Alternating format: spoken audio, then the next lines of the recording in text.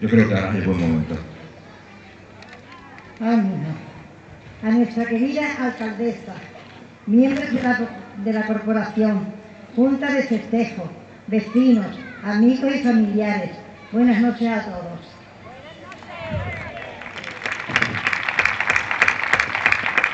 Estoy muy contenta y muy agradecida por representar a la mujer casareña como Miss Tercera Edad, aunque creo que hay mujeres mejor que yo para este acto.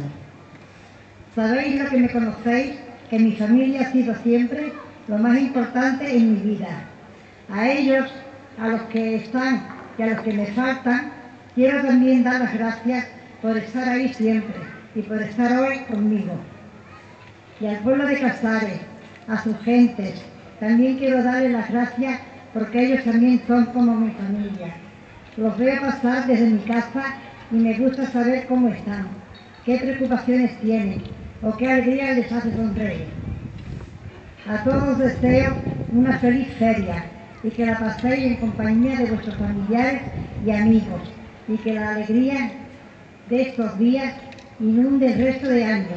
Un fuerte abrazo a todos y que Dios y María Santísima nos dé su bendición a todos los casareños y a los que no son de aquí.